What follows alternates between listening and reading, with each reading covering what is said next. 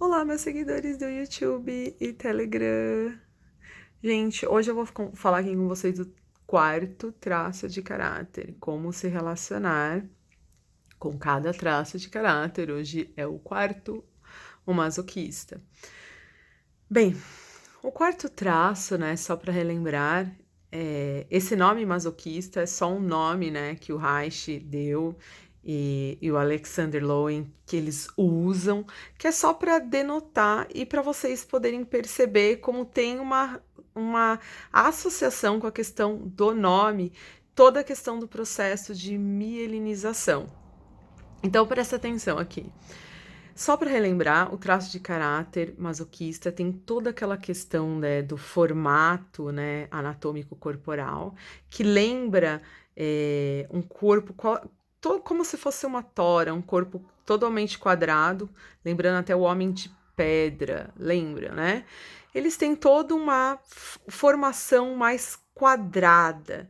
Isso devido ao processo de melinização que se deu lá na infância, na fase do desfraude, quando eles estavam ali aprendendo a controlar os esfíncteres e fazendo o cocozinho no peniquinho. Dependendo de como foi o manejo, né, na família, na escola ou de quem cuidou dessa criança, vai estar ali reforçando questões, né, do recurso negativo ou positivo do traço, onde você vai perceber. São aquelas pessoas que você percebe que tem uma negatividade no ar, como se fosse da família Adams, sabe? Você sente aquela. Às vezes até uma família inteira é totalmente retentiva anal e totalmente masoca. Você sente aquela negatividade típica da família Adams, né? Você sente aquela... Tudo que a pessoa fala, assim, tem um lado muito negativo. Tem uma coisa, uma conotação, se sente uma conotação bem negativa. Eu, por exemplo, toda vez que eu vou falar do traço masoquista, tem uma tensão. Às vezes eu refaço várias vezes o vídeo, porque eu acho que não ficou bom. É bem da questão do método do perfeccionismo do masoca, que eu tenho um pouco também. Então, você percebe o que? Nesse corpo, né, nesse formato anatômico corporal, se percebe muita tensão. E essa tensão tem muito a ver com a fase de desenvolvimento mesmo, na fase anal, de retenção anal, né, de retenção dos esfíncteres. E como foi o manejo dos adultos, da família, com a criança nessa fase. Dependendo de como você trata a criança, né, se você, por exemplo, a criança na sua produção, né, que a gente na psicanálise encara que, por exemplo, o cocôzinho é uma produção interna, é uma joia, né, que às vezes a criança está dando ali para o adulto, e se dependendo de como você encara isso, ela vai encarar as próprias autoproduções. Se você fala, por exemplo, a criança sai do banheiro, você fala, nossa, que fedor, que horrível, nossa, comer urubu. Tem um monte de gente, meu, família, eu lembro da minha família falando isso. Então, assim, gente, dependendo de como a família lida, né, as pessoas ao redor lidam com a pessoa que está educando, o prezinho, o professor, o cuidador está educando a criança, dependendo de como a pessoa encara, né, os dejetos que aquela criança está fazendo e ela está aprendendo ali a sair do desfraude, né, está aprendendo a controlar os esfíncteres, dependendo de como é a comunicação e como as pessoas reagem às vezes a criança, às vezes quando teve um escape, né, dependendo de como ela sente, né, o psiquismo do ambiente, se está negativo ou positivo, ela vai percebendo. E normalmente as pessoas que estão ali no cuidado, as pessoas às vezes falam coisas, vivem coisas assim, tipo, exacerbam às vezes o fedor, exacerbam, às vezes brigam, bate na criança porque ela fez cocô na calça. Tem muito disso. E isso é péssimo. Quando você, no caso ainda, a criança já fez tantas vezes, às vezes, gente, tem uma coisa assim muito séria, que depois eu vou falar aqui um pouquinho mais pra frente, que é uma patologia, que às vezes as pessoas não bate na criança e faz isso, tem muito a ver aqui com traço de caráter psicopata, não, desculpa, masoquista, dependendo de como você lida com essa questão, você pode levar a uma patologia que eu já vou falar daqui a pouco. Agora presta atenção, quando vocês estão aí lidando, você que está lidando com a criança, realmente vê os dejetos da criança como algo assim extremamente negativo, sujo, fedorento, e você exorta isso, você fala, você reforça isso, você vai criando uma neuroassociação para a criança de que as produções internas dela é uma merda. E que ela só faz bosta, ela só faz merda. Que no fundo ela é uma bosta. Então aí o que acontece? Quando você, no cuidado com a criança ali na sua família, né, ou com seu filho, ou com quem você estiver cuidando, ou se você for um cuidador, lidar com a questão desse desfraude de uma maneira negativa, você vai fazendo com que essa criança, esse ser, vai se neuroassociando a isso. E o medo que ele passa aí pela questão da dor existencial dele, que é o medo de ser humilhado, essa humilhação vai fazendo com que ele tenha mais percepções internas da questão de retrair os esfíncteres. E aí o que acontece? São aquelas pessoas que você já logo percebe que ela tem sim uma retração mesmo anal, né, que são os retentivos anais, e que são aquelas pessoas que são super tímidas, que ficam ali na delas, não gostam da comunicação, elas ficam muito mais fechadas, gostam de métodos, gostam de fazer as coisas todas certinhas, todas metrificadas. Por quê? Porque elas têm medo de passar pela dor, né, do retorno ao recalcado, da dor, da humilhação. Então, aquelas pessoas que nasceram para a rotina, não é nasceram, né? Elas foram, na verdade, criadas aí numa neuroassociação para preferir rotinas, que é uma maneira que elas têm de controlar o próprio esfíncter na situação. Só que essa situação, ela se converte aí nas manifestações do psiquismo e da própria maneira como ela conduz a vida. Então, ela vai levar a vida de uma maneira como se ela estivesse num script. Porque no script eu sei exatamente tudo que eu vou fazer, e nessa estrada aí de construção, ela vai estar sempre ali tendo que ter o controle dos esfíncteres. Então, são pessoas que nasceram para ser funcionários, ótimos funcionários, inclusive, porque são aquelas pessoas que aguentam o peso nas costas, porque elas aguentaram muita negatividade nesse processo educacional, e elas foram criando ali. E, gente, às vezes, não é que a pessoa às vezes apanhou só, às vezes é a maneira com que os pais ou o educador dessa criança olha e vai lá e dá a bronca. Às vezes o jeito um pouquinho mais rude de uma pessoa que está ali educando a criança, basta. Ela nem precisa passar por muitas desavenças, né? Nem precisa passar pela violência, nada disso. Basta a maneira do educador, né, ser rude nesse momento tão delicado, que é o momento dos controles esfincterianos. Por quê? Para as crianças mais que não têm tanto traço de caráter masoquista, essa fase passa tranquilamente. É uma fase de muito prazer, gente. Por quê? Numa fase anal, assim, vamos colocar assim, onde teve uma mãe suficientemente boa, ou uma instituição que está cuidando suficientemente bom, que faça a função, porque pai e mãe, segundo Lacan, é só uma questão de função. Então, assim, se eu tenho um pai ou uma mãe que está exercendo uma função, vamos colocar assim, mais bioniana, mais uma função mais continente, né, dentro aí do Winnicott, uma função mais, uma mãe suficientemente boa, eu vou ter o quê?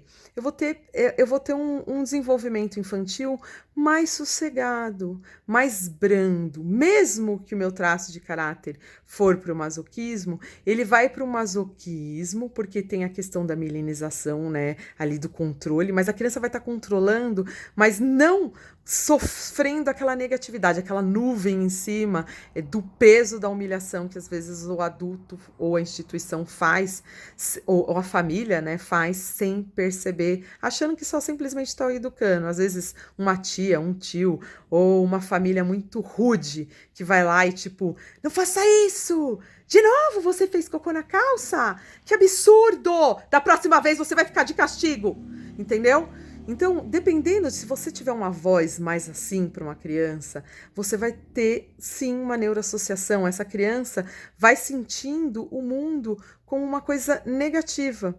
E aquela produção, né, que ela tem ali, esfincteriana, e que é o cocô, que é o prêmio, né, segundo nós da psicanálise, fala que a criança, quando ela produz, faz um cocô e fala pra mãe, que nem meus filhos faziam cocô, fala: mamãe, eu já fiz o cocôzinho, vamos dar tchau pro cocô? Aí eu ia lá, dava tchau pro cocô, fazia uma musiquinha, né, cantava uma musiquinha, dando tchau pro cocô, depois dava, apertava a descarga e cantava cocô, né, essas coisinhas, o peido, aviso do intestino, avisando que o trem bosta já vem vindo, essas coisinhas bobinhas que a gente vai fazendo com as crianças, a gente vai cantando, brincando com as crianças, isso distrai e ao mesmo tempo faz elas ficarem felizes com aquilo que elas produziram. E se vocês têm aquilo que eu demonstrei agora, como eu já vi em várias famílias, você fez cocô na calça de novo? Que absurdo! Da próxima vez vou fazer você limpar, vou pegar a bosta, passar na sua cara. Gente, já vi essa situação. Então, imagina a criança indo crescendo nisso, sendo que o normal da fase anal é as crianças sentem muito, para todas as fases, né, desenvolvimento psicológico, tem muito prazer. A fase oral, que a criança está amamentando, ela sente muito prazer na boca. A fase anal, ela sente muito prazer no ânus, tá, gente? Tirem aí, né? Tem gente que tem preconceito, vai falar tabus. Tirem esses tabus aí, totens e tabus aí da cabeça e encare que cada fase tem muito prazer. E é justamente por isso que o Freud percebeu essas fases, né? Que a criança passa por várias fases. E essa fase anal é uma fase que as crianças sentem muito prazer em fazer cocô. E elas sentem muito prazer na região anal. Então, assim, tudo que elas produzem e sai dali é sorvete, é alegria, felicidade. Então, se elas sentem que aquilo que... Imagina só, elas estavam sentindo um puta prazer de fazer o cocô, certo? E aí, o adulto pega e fala... Que fedor, que absurdo, você cagou novamente na calça. Que nem muita gente faz, entendeu? Se às vezes você deixa seu filho para ser educado com pessoas que você não avaliou, às vezes essa pessoa vai trazer aquilo que ela foi educada para a realidade do seu filho. Então, assim, muito cuidado nisso, gente. Por quê? O momento que ela tá ali naquela produção do cocô, é o momento que ela tá filosofando, que ela tá sentindo o prazer daquela fase. E se ela sente, assim que ela produziu aquilo, ela já leva a mesma coisa, que redação lixo é esse que você fez? Entendeu? Então, assim, é mais ou menos isso. Quando você recebe muitas críticas, inclusive cocô é muito fedido, que absurdo, cagou urubu. Tem gente que fala isso, gente do céu. E aí, o que acontece? A criança vai neuroassociando aquela produção dela como urubu, como fedido, como uma merda. E no final, elas se sentem o quê? Uma merda fedida. E que elas só fazem merdas fedidas. E que a vida é uma merda. E aí elas vão crescendo achando que a vida é uma merda. Ao invés de, como as outras crianças que passam por um processo mais saudável, vão sentindo a vida, por exemplo, é que ela fez o cocô e só passou aquela fase, que ela fase passa rapidinho, gente. Passam rápido, daqui a pouco tá na fase fálica, e aí elas estão conhecendo os falos, o corpo, e aí elas vão indo para outras fases. Mas se naquela fase em especial, anal, ela foi muito taxada e ela foi muito menosprezada e humilhada, ela vai neuroassociar isso para o resto da vida. Porque cada fase do desenvolvimento infantil e do desenvolvimento psíquico fica marcado para sempre. Aí muita análise, entendeu? Só com muita análise para poder ressignificar. Tem jeito, gente, claro, para poder se ressignificar. Mas se você que está educando, você que tem um bebezinho, não souber dessas coisas, fique ligado. Quanto mais você valorizar cada fase, entender que cada fase tem sim um prazer muito grande para a criança que está em desenvolvimento, e você aceitar esse prazer da criança e, inclusive, criar no psiquismo dela uma fortaleza, né? E mesmo que esse traço vai se desenvolver no masoquismo, mas se você for mais brando, esse masoquismo vai ser também mais brando e, na verdade, não é só que vai ser mais brando, a pessoa vai usar sempre os recursos do masoquismo. Quais são? Os recursos masoquistas são pessoas que são da execução, são pessoas que conseguem fazer as coisas, que têm perna para fazer as coisas, que elas têm uma neuroestrutura para executar as coisas. São pessoas altamente metódicas, são pessoas altamente organizadas, são pessoas altamente da rotina. Então, todas essas características são pessoas perfeccionistas também. Todas essas características podem ser usadas no seu lado positivo. Ah, mas para eles chegar nisso, eles não tiveram que sofrer? Ai, uma pessoa me perguntou isso, gente. Gente, as pessoas que já são adultas que estão nisso, chegaram nisso, mas elas vão ter que passar por muita análise para poder entender o seu lado do recurso. Ou elas vão ter que estar perto de pessoas brilhantes que ajudem a achar o seu lado, dos seus recursos e que dão ali poder para eles nisso. Mas tirando disso, essa pergunta foi genial, mas ao mesmo tempo foi cretina. Mas é verdade, não tem que deixar a criança sofrer. A pessoa só faltou falar isso. Não tem que deixar a pessoa sofrer para poder chegar nesse brilhantismo, não.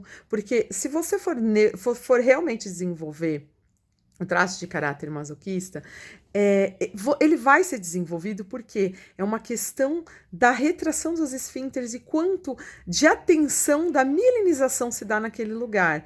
É lógico que se tiver uma nuvem negativa sempre botando aquela criança na dor, falando que é fede, que é isso, como aquilo como eu representei agora, você vai desenvolver aquele adulto, aquela pessoa com várias inibições, quanto à questão de se posicionar, de falar que tá sentindo dor, de reclamar disso, de conseguir se posicionar na vida. Agora, quando ela passa por toda essa dor e atinge a fase adulta, nesse processo mais negativo, você vai sentir o típico traço de caráter masoquista, que aquela pessoa tem uma nuvem de negatividade. Mas essa nuvem de negatividade, para vocês entenderem legal, é devido a todo esse processo de dor e de associações negativas quanto às autoproduções que ela teve na vida, começando desde a produção dos seus primeiros dejetos, que foi encarado como realmente dejeto e não como produção. Não sei se vocês conseguem me entender nisso. Porém, vamos tentar, né? Quanto mais você conseguir, de qualquer maneira, tratar todos os traços de uma maneira positiva na fase anal, quando ela está produzindo o seu cocôzinho, você ser mais sussa o possível e mostrar para a criança, sim, que tem um risco de contaminação, que o cocô tem aquele cheirinho, porque são as coisas que o corpo vai eliminando, porque o corpo não quis mais. Tem todo um jeitinho de se explicar isso para a criança. Tem todo um jeitinho de se explicar isso para o serzinho que está em desenvolvimento poder entender. E aí ele também vai entendendo, assim, que depois ele vai sentir o cheirinho, você fala assim, ó, tá vendo esse cheirinho? Esse cheirinho é porque as coisinhas que você comeu, e aí se misturaram no bolo fecal, que nem eu explicava para meus filhos, vai se misturando, vai formando no estômago, forma um quimo, que é aquilo que você come. Aí vai lá para o intestino, que é uma grande cobra gigante, vai absorvendo e você vai tendo forças. E tudo aquilo que nosso corpo não quis mais, ele vai formando um negocinho chamado bolo, que é o bolo fecal. Que você, agora que é pequenininho, acha que é um bolo de chocolate, mas o bolo de chocolate tem um cheirinho muito mais gostoso, não é? Mas esse cheirinho aqui significa que seu corpo não quis mais essas coisinhas, que essas coisinhas precisam ir para a privada e a gente precisa dar tchau e falar tchau, cocô. O próximo vai vir amanhã. E brincando com a criança de uma forma lúdica, a ponto dela entender que também não pode colocar o dedinho no fiofó e pôr na boca. E vai explicando todas essas coisas e mostrando que tem as bactérias, que tem os bichinhos que pode deixar doentinho. E vai explicando. Tudo que você vai explicando de uma maneira lúdica, a criança vai entendendo. E depois ela vai neuroassociando para uma coisa mais positiva, mesmo que ela for para um traço de caráter mais masoquista, ela vai guardando as informações como se fosse um container de informações para depois ser usada da maneira adequada do traço. Agora, se você colocar que as produções dela daquela maneira negativa que eu exemplifiquei, ela vai entendendo que todas as produções que ela faz são coisas que é merda, que tudo que ela faz é só merda. E merda fedida e nojenta e que a mamãe e o papai não gostam. Então, dependendo, olha, do manejo, você pode desenvolver um mazoca mais que vai estar no recurso ou um mazoca mais que vai estar no negativo do traço. E se o cara que você conheceu ou a mulher que você conheceu ou que seja você mesmo tá no negativo do traço, entenda que tem sim solução e que você é uma pessoa também especial como qualquer outro traço.